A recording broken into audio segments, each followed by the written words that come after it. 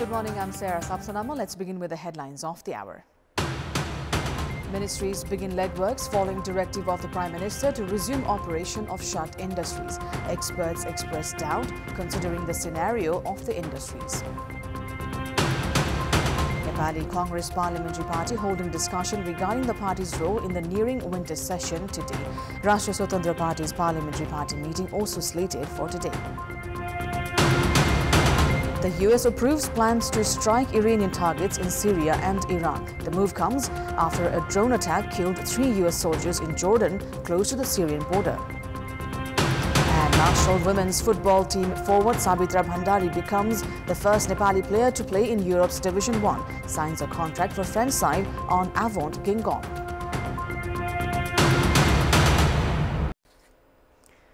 Government statements about reviving crisis-ridden industries are being observed with uncertain lenses.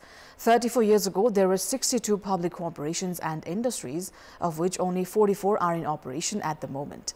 At a time when most of those in operation are still in loss, the government has been talking about reviving those operating in losses. Despite the government claim of reviving industries, including the Gorokali rubber industry, the business fraternity has not believed the claim. Prime Minister Pushpa Kamal Dahal had directed for preparing modality to resume operation of Janakpur cigarette factory, Butwal thread mills, Biratnagar jute mill, Nepal Oriental Magnesite and Nepal Metal Company. Nepal Army has already proposed for operation of Hetauda textile industry. The Ministry of Industry has made preparations to recommend the Ministry of Finance to operate 7 industries in the public-private partnership or PPP model. The Ministry of Industries is holding talks with the departments of the Ministry of Finance regarding the same. 3 years ago, a committee led by former Secretary Deepak Subedi had also conducted a study regarding resumption of the industries that were previously shut. This issue has since been included in the budget and the policies and programs of the government each year. However, the implementation aspect has yet to materialize. Despite the Ministry of Industry now making preparations to revive the closed entities upon the directive of the Prime Minister, the path ahead is not easy.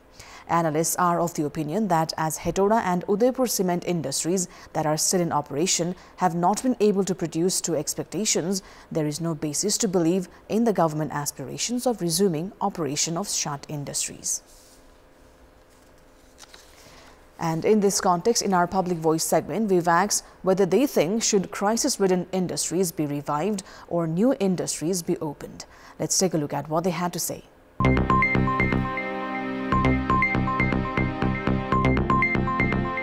पुरानै चलाउने तर कमिसनको खेलमा नजाने पुरानो उद्योग धन्दाहरुमा सबै किसिमको इन्फ्रास्ट्रक्चरहरु तयारी छ त्यसमा अलि लगानी गर्दाखेरि त्यो कन्टिन्यू हुन्छ नयाँ प्रविधिको प्रयोग गरेर नयाँ उद्योगहरु सञ्चालन गर्दा राम्रो होला पुरानै उद्योगलाई सुचारु गरौँ र त्यही इन्फ्रास्ट्रक्चरलाई मर्मत कार्यहरु गराएर त्यसलाई नै अगाडि बढाउँ नयाँ प्रविधिको उत्पादन बढाइदिने खालको अनि कम लागत लाग्ने हिसाबले तिनीहरुलाई सञ्चालन गर्दा राम्रो होला पुरानो उद्योगहरु भन्दा नयाँ उद्योगहरु खोल्न राम्रो लाग्यो किनभने त्यसमा समयको पनि बचत नयाँ टेक्नोलोजीहरु प्रयोग गरेर नयाँ प्रविधिको प्रयोग गरेर नयाँ सामानहरु उत्पादन गर्न सक्यौं भने विश्व बजारमा चाहिँ प्रतिस्पर्धात्मक रूपमा चाहिँ काम गर्न सकिन्छ नयाँ तरिकाले चलाउँदा ठीक होला नि पुरानो धेरै वर्ष बन्द भइसक्यो हैन पुराना कारखानालाई प्रोत्साहन गर्नुपर्छ किनभने त्यसमा जमिन छ जग्गा छ इन्फ्रास्ट्रक्चर छ पुरानैमा लगानी लगायो भने थोरै लगानीले रामसँग कारखाना सञ्चालन गर्न सकिन्छ नयाँमा अब लगानी गर्नुभन्दा पुरानोलाई रिस्ट्रक्चर गरेर चलाएको राम्रो नयाँ उद्योगलाई पनि अलि प्रोत्साहन दिनुपर्छ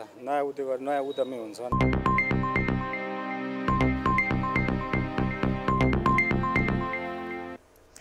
The meeting of Nepali Congress's Parliamentary Party has been slated for today.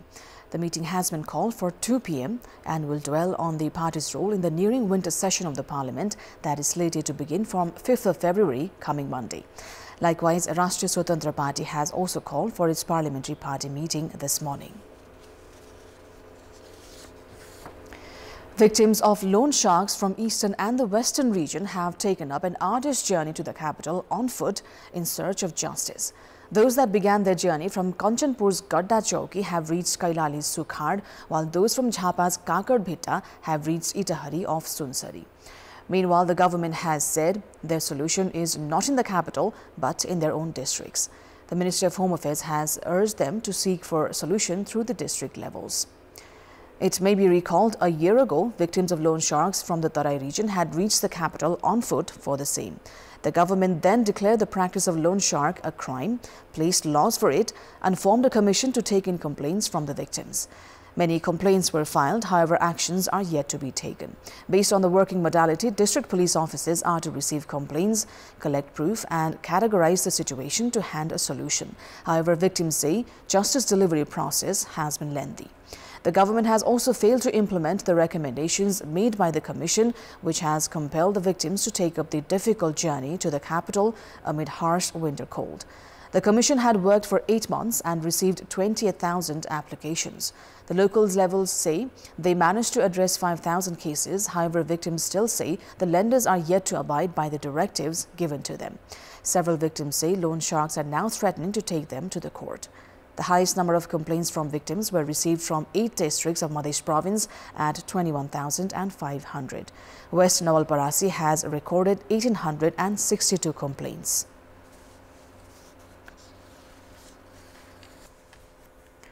Two Nepalese nationals have died following a fire accident in Scotland's city of Aberdeen.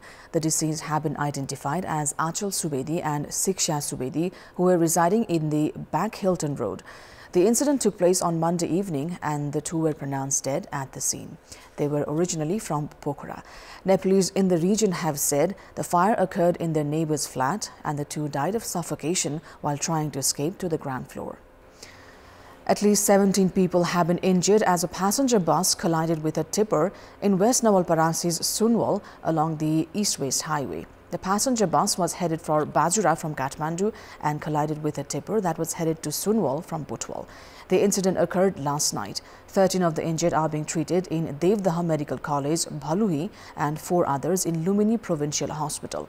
Local police have said one of them is seriously injured, 7 have sustained moderate injuries, and 9 are now in normal condition. It is time now for our segment Public Pulse, where you text us with your opinion. The question is, what do you consider the preparation to include the private sector in operation and management of the international airports?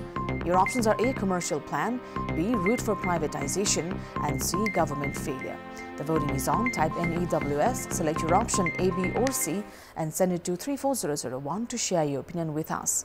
Time now for international update.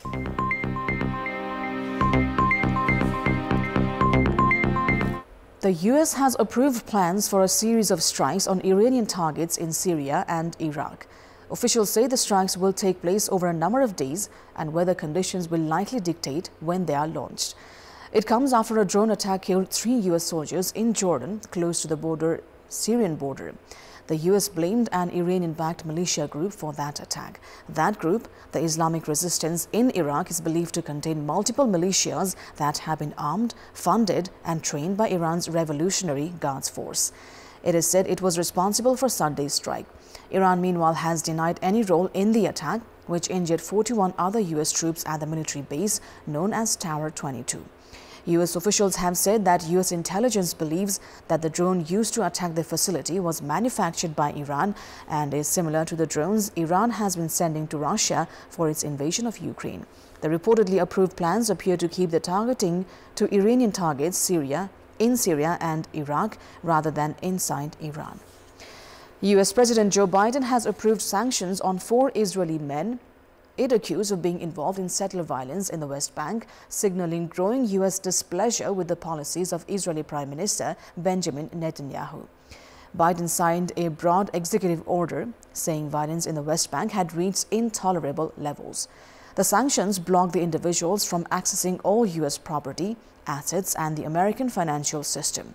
Violence in the West Bank has spiked since Hamas launched an unprecedented attack on Israel on 7th of October last year. Some 370 Palestinians have been killed in the West Bank since then. The majority of those have been killed by Israeli forces, but at least 8 of them have been killed by Israeli settlers, according to United Nations.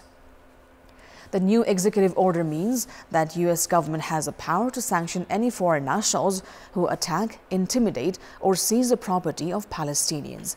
The sanctions are a first by the US administration, a rare step targeting Israelis. Now, the situation for pregnant women in the Gaza Strip is increasingly dire, with doctors in the embattled region saying they face a significantly higher risk of miscarriage because of the ongoing conflict between Israel and Palestine. The Palestinian Health Ministry reported a 300% increase in the rate of miscarriage among pregnant women in Gaza since the start of the conflict. The ministry has warned that the lives of about 60,000 pregnant women are at risk due to the absence of health care in the enclave and the difficulty of reaching hospitals. The health system in Gaza has collapsed and dozens of hospitals and healthcare centers have shut down over the past 3 months as a result of Israeli bombing, endangering the lives of hundreds of wounded people, patients, pregnant women and premature babies.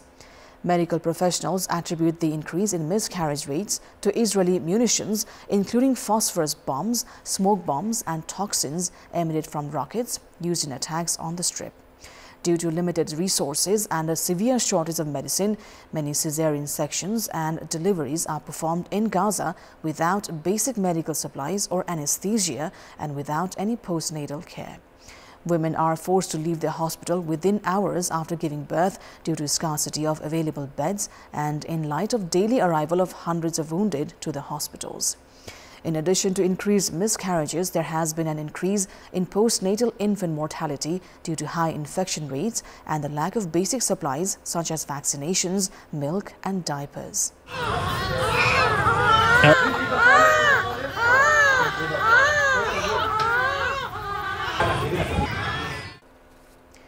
Several fatalities were reported after a small plane crashed into and demolished a mobile home in Clearwater, Florida. Images posted online by the Clearwater Fire and Rescue Department showed flames and smoke billowing from the destroyed home. The exact number of fatalities is yet to be announced.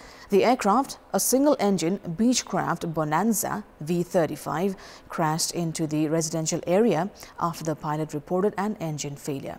In all, 4 homes were damaged in the mobile home park where the crash occurred.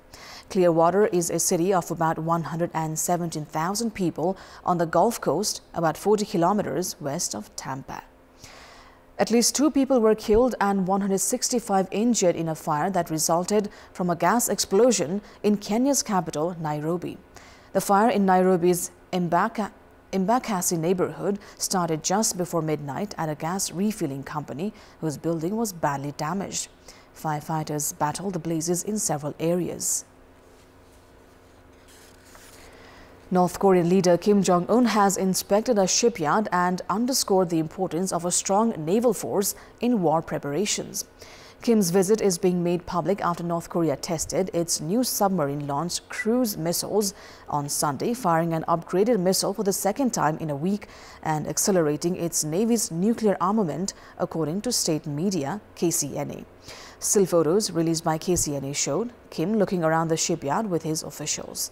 The state media said Kim was briefed on various warship constructions for a new huge plan decided by the North Korean leadership without elaborating.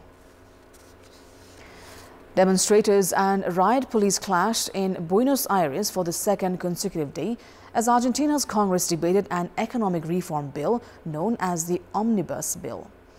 Officers with shields pushed back demonstrators rioting at the congressional complex and used water jets to break up the protest. Rioters were seen hurling objects at police officers and armored vehicles.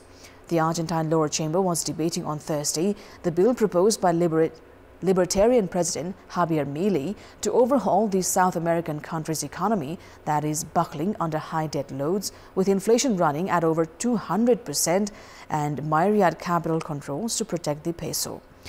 Milei faces a major challenge to push the bill through, with his coalition only having a minority in both chambers, which means he has to win over allies. Nepal national women's football team forward Sabitra Bhandari, best known as Samba, is to play in the French League Division 1. Samba has signed a 1.5-year contract with En Avant Guingamp. Samba joined the club after it struck an agreement with Israel's Hapoel Ra'anana. She will wear number 28 jersey at En Avant Guingamp and is likely to debut in tomorrow's match against Bordeaux. Guingamp is currently in the 10th position with 8 points. 12 teams are participating in the Women's Division 1 League. Samba had earlier joined Israeli club Hapoel Ra'anana and has become the first Nepali player to play in the Europe's Division 1. She had returned home after the Israel-Palestine conflict halted the league in Israel. Samba has the record of the highest international goals for Nepal with 43 goals. Samba's international journey had begun with her association with India's I-League club Setu FC back in 2018-19, where she scored 15 goals. Her performance had helped her club win the tournament. The next season, Samba joined Gokulam Kerala, went on to scoring 16 goals and giving her club the league trophy. She suffered a knee injury and stayed off the field for 1 year after that, before returning to Gokulam and giving them the trophy once again by scoring a record 29 goals in 10 matches. That is all for the moment. Thank you for watching. Bye for now.